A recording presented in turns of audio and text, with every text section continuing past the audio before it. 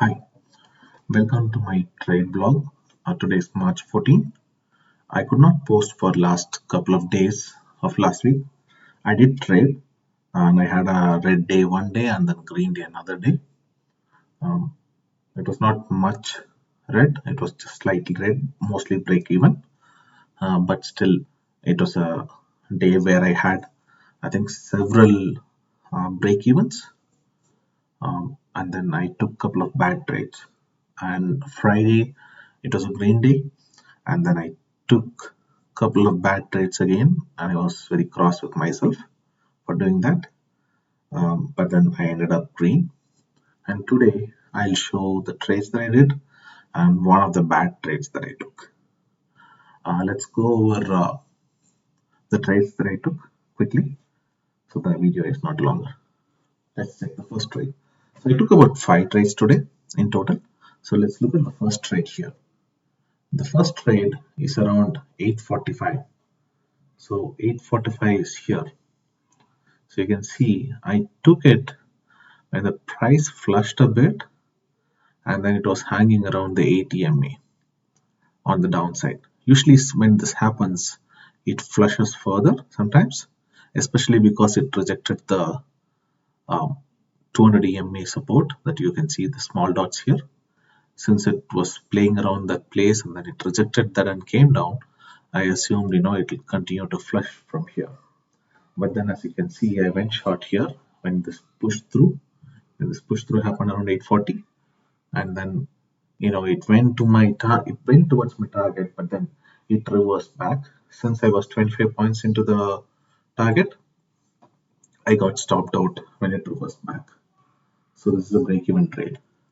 And then I went again short once I saw this is pushing through, and then it hit the 21 EMA. Usually when I have the large candle like this, I usually wait for close of that candle so that I can go short when the setup comes. But in this case, since there was this 200 EMA and it was rejected already here, I thought it might get rejected right away and then start flushing. But then it took its own time. It spent some time over 200 EMA. This close was a bit concerning, but then I know it is a setup, and sometimes you take the loss. So this one, as you can see, it is higher end of Bollinger Band as well. So there should be additional volume that should come through to go through and push this momentum upwards. I did not see that happening, so I hung to the trade, and then eventually it gave me my target of 50 points, as you can see here. So this was a winner. That is the second trade. Let's go to the third trade. So I missed, you can see big flushes here. Ideally, I should have taken a trade here, but I was not at my desk, so I had to leave, and so I could not take this trade. I would otherwise taken this trade when maybe not here, because I thought after this linear flush it might go up here. But then if I had seen this hanging around here, I would have definitely taken a shot somewhere here or here if I was at my desk.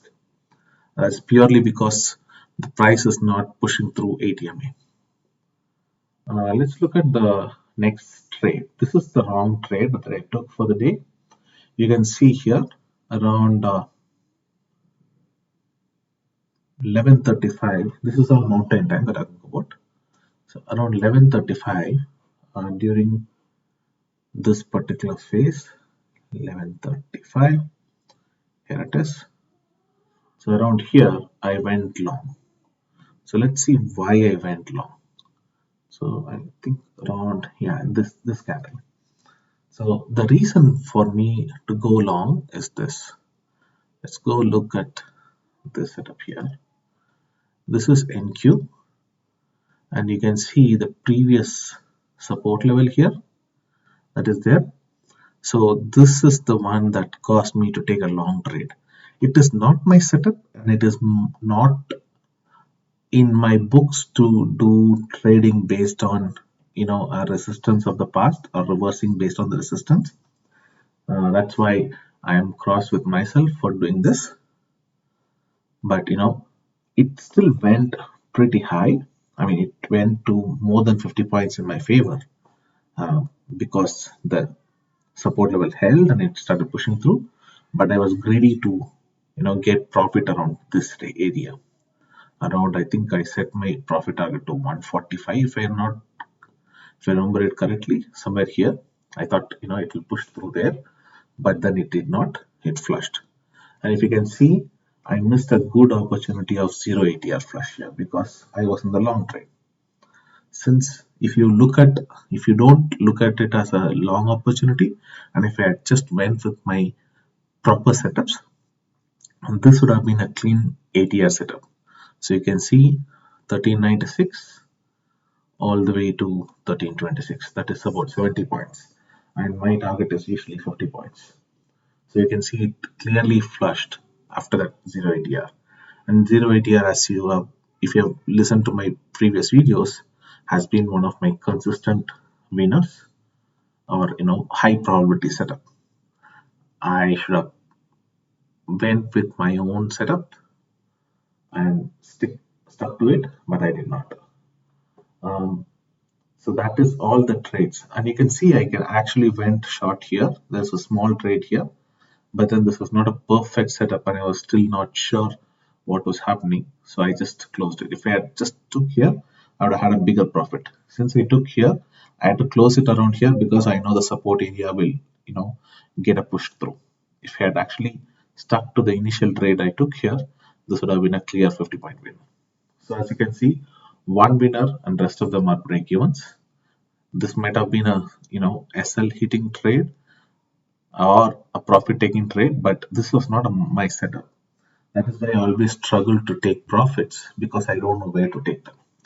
Ideally, everyone will say there is a resistance level you can take there, but then you can see here it just went nowhere and then came down.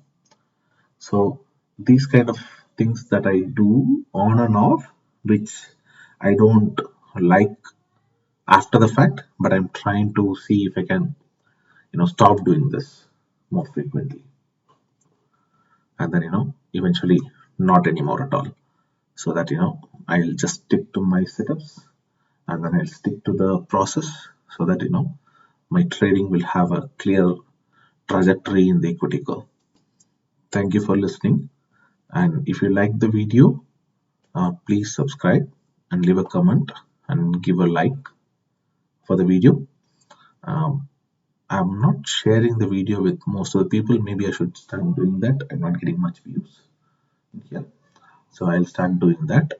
Um, if you like and if you want any other thing that I should discuss about my trades, or if you want me to talk about the setups that I use, please leave a comment so that I can do that next time. Thank you for listening. Have a good day.